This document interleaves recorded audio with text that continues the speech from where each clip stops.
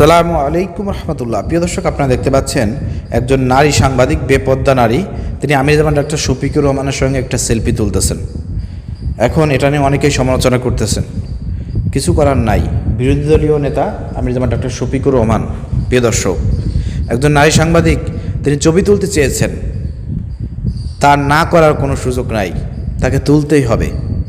তিনি যদি না বলতে পারতেন, না বলে দিতেন, কিন্তু অসম্ভব ব্যাপার। বাংলাদেশের মাটিতে ইসলামী রাজনীতি করে ইসলামকে ক্ষমতায় নিতে গেলে পারে, ইসলামী রাষ্ট্র প্রতিষ্ঠা করতে গেলে পারে, আপনাকে এই ধরনের সামান্য ছোটোখাটো ভুল, ছোটোখাটো এই ধরনের কাজ আপনাকে করতেই হবে। আপনি পর্দা মেনটেন করে কিছু করতে পারবেন না।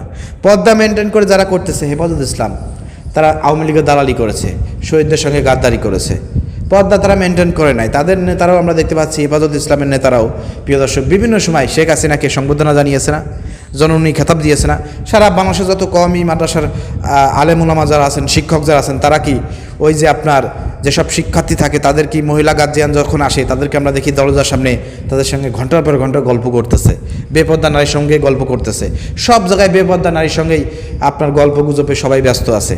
তা আমির জামান ডাক্তার শফিকুর রহমান সেলফি তুলে সমস্যা কোথায়? এরপর প্রিয় দর্শক, আপনারা দেখেছেন যে আফগানিস্তানের মোল্লা যারা আছে, তারাও সংবাদ সম্মেলন করেছে, সেখানে কিন্তু বেপর্দা নারীরা এসেছে, বেপর্দা সাংবাদিকরা এসেছে, তাদের সাথে সেলফি তোলা থেকে শুরু করে অনেক কিছু করতে বাধ্য হয়েছে। সিরিয়ার যিনি বর্তমান প্রিয় দর্শক রাজা এবং বর্তমান প্রেসিডেন্ট যিনি আছেন, তিনিও তো একসময় মাথায় টুপি পাগড়ি পরে প্রিয় দর্শক যুদ্ধক্ষেত্র করে বেড়াইছেন, পাহাড়ে পর্বতে কত বড় দাঁড়িয়ে। সে কিন্তু বর্তমান প্যান্ট শার্ট পরে দেশ পরিচালনা করতেছে এবং নারীদের সঙ্গে সেলফি তুলতে এবং বিভিন্ন প্রোগ্রামে যাইতে বাধ্য হচ্ছে।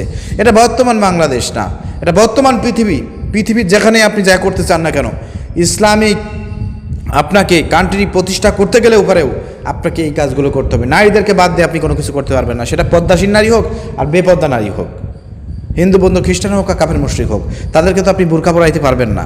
অর্থাৎ করা কিছু না। এখানে আমির জামান ডাক্তার শফিকুর রহমানের সাথে তিনি এসে বলেছেন একটা সেলফি দাবি করেছেন, এখানে যদি আমির জামান ডাক্তার শফিকুর রহমান বলে দেন না, এটা নিয়ে তুল কালাম শুরু হয়ে যাবে যে জামাত ইসলাম নারী বিদ্বেষী, এবং এটা নিয়ে সারা আন্তর্জাতিকভাবে জামাত ইসলাম একটা বিপদের সম্মুখীন হবে।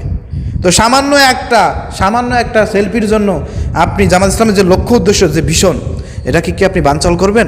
এটাকে কি আপনি নষ্ট করবেন? অর্থাৎ হেকমতের সঙ্গে আপনাকে কাজ করতে হবে। আজকে দেখেন যারা পর্দার কথা বলে এবং বিষয় আমরা দেখি যে চরমোনাইকে সবসময় আমির জামান ডাক্তার শফিকুর রহমান সহ জামাত ইসলামকে নিয়ে এই পর্দার ব্যাপারে ফতোয়া দিয়েই যাচ্ছে। অথবা এই চরমোনাই তারা পীরপন্থী, তাদের কাজ হচ্ছে পীরগিরি করা, মানুষের কাছে হাদিয়া তোফা নিয়ে মাদ্রাসা পরিচালনা করা, কোটি কোটি টাকার মালিক হওয়া, ভিআইপি গাড়িতে চলাফেরা করা, ওয়াজ মাহফিল করে কোটি কোটি ইনকাম করা, এই হচ্ছে তাদের ধান্দা। মানুষের ইসলাম প্রতিষ্ঠার জন্য যেভাবে কাজ করা দরকার, যেভাবে করলে পারা সম্ভব, সেই কাজ কিন্তু তারা কখনো করে না। তারা সবসময় প্রিয় দর্শক বিরোধী দলের বিরোধিতা করে, তারা সরকারি দলের বিরোধিতা করে না, কারণ সরকারি দলের বিরোধিতা করলে পিঠের চামড়া থাকবে না। এই জন্য বিরোধী দলের সবসময় বিরোধিতা করে প্রিয় দর্শক। এই জন্য জামাতের বিরোধিতা তারা করার কারণে প্রিয় দর্শক এই বাংলাদেশে তারা শান্তিতে বসবাস করে। বিএনপিও তাদের উপর রাগান্বিত না, আওয়ামী লীগও তাদের উপর রাগান্বিত না। এই জামাতের বিদ্বেষিতা, জামাতের বিরোধিতা করার জন্য প্রিয় দর্শক, জামাত বিরোধিতায় নিয়েই তারা ব্যস্ত থাকে, অথবা জামাত বিরোধিতা থেকেই তারা বেছে নিয়েছে বাংলাদেশের টিকে থাকার জন্য প্রিয় দর্শক, যাতে সরকারি দলগুলো তার উপরে খুশি থাকে। এ হচ্ছে তাদের ধান্দা। অর্থাৎ তারা তো বাংলাদেশের মানুষকে কখনো কোনো সাহায্য করে না, কোনো উপকার করে না, তারা মানুষের কল্যাণে কোনো কাজই করে না। তারা ইসলাম প্রতিষ্ঠা কীভাবে করবে? তাদের দ্বারা তো কখনো ইসলাম প্রতিষ্ঠা সম্ভব না, তারা তো সেই পথে হাঁটতেছে না। অতএব আপনাকে বুঝতে হবে, যখন ইসলামী রাষ্ট্র প্রতিষ্ঠিত হয়ে যাবে, তখনই আপনাকে এই শরিয়ার বিধানগুলো আস্তে আস্তে করে আপনাকে পাশ করতে হবে। যখন এই শরিয়ার বিধান পাশ হয়ে যাবে, তখনই প্রিয় দর্শক সবাই কিন্তু সতর্ক হয়ে যাবে। তখন কিন্তু এখন যেভাবে চলাফেরা করতেছে, এখন যেভাবে সেলফি তুলতেছে, তখন কিন্তু ওই সুযোগটা থাকবে না। অতএব আপনাকে সিস্টেমেটিকভাবে এগোইতে হবে, রাসূলুল্লাহ সাল্লাল্লাহু আলাইহি ওয়াসাল্লাম যেভাবে এগিয়েছেন। বোঝেন নাই আপনি? অতএব প্রিয় দর্শক, যারা আজকে জামাতের বিরুদ্ধে ফতোয়া দেয় এই পর্দার ব্যাপারে, তাদের অবস্থা কিন্তু ভয়ঙ্কর। চরমোনাই পীর সাহেবের একজন এমপি হয়েছে বরগুনা 1 নম্বর আসনের। ওই ব্যক্তি কি রাষ্ট্রীয় কাজ করতে গিয়ে সবসময় কি বেপর্দা মহিলার সামনে যাওয়া লাগতেছে না, কথা বলতে হচ্ছে না? টিওনো থেকে শুরু করে সংসদ থেকে শুরু করে সব জায়গায় তো মহিলা, তাদের সঙ্গে উঠা বসা চলাফেরা, ফুল নিয়ে শুভেচ্ছা সব কিছু করা লাগতেছে। যদিও চরমোনাই পীর সাহেব সতর্ক করেছে, কোনো লাভ হবে না। আজকে চরমোনাই পীর সাহেব যদি এমপি হতো, তারও করা লাগতো, কারণ তার এলাকায় কিন্তু অনেক মহিলা সরকারি লোকজন আছে, তাদের সঙ্গে কথা বলতে তো উঠা লাগতো, বসা লাগতো, সব কিছু করা লাগতো। আমরা চেয়েছিলাম চরমোনাই পীর সাহেব যাতে এমপি হতে পারে, কিন্তু ভাগ্যের কি নির্মাণ ইতিহাস পরিহাস দেখেন, নিজেদের এলাকায় তারা জয়লাভ করতে পারে নাই। এ হচ্ছে তাদের অবস্থা, তাদেরকে দেশের জনগণ পছন্দ করে না। নিজের এলাকায় জয়লাভ করতে পারে না, আর বড় বড় কথা বলে 146টা না কয়টা নাকি এ গ্রেড। চিন্তা করছেন? এ হচ্ছে তাদের এ গ্রেডের অবস্থা।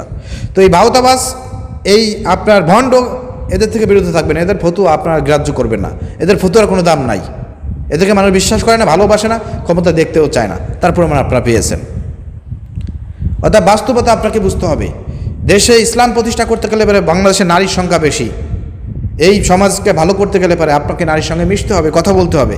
এখানে পর্দা কারো থাকতেও পারে, নাও থাকতে পারে, কিন্তু আপনাকে কাজ চালিয়ে যাইতে হবে। এই জন্য আমির জামান ডাক্তার শফিকুর রহমানের এখানে কোনোভাবে কোনো সুযোগ নাই না করার। তাহলে বাংলাদেশ জামাত ইসলামী এগোইতেই পারবে না, এগোনোই সম্ভব না। যতটুকু এগোইছে সামনের দিকে এগোইতেই পারবে না। অতএব আপনাকে উদারপন্থী হইতে হবে। বড় বড় কাজকে আপনি সফলতা অর্জন করার জন্য, লক্ষ্য উদ্দেশ্য বাস্তবায়নের জন্য ছোটো ছোটো বিষয়গুলোকে আপনাকে ছাড় দিতে হবে। এই মন মানসিকতা আপনাকে তৈরি করতে হবে, নাহলে অসম্ভব ব্যাপার। বাংলাদেশে ইসলাম প্রতিষ্ঠা করা, ইসলামিক দল টিকে থাকা অসম্ভব ব্যাপার। বর্তমান গ্লোবালাইজেশন দেশে, পৃথিবীতে অসম্ভব ব্যাপার। আশা করি বুঝতে পেরেছেন। ধন্যবাদ সবাইকে। আসসালামু আলাইকুম রহমতুল্লাহ।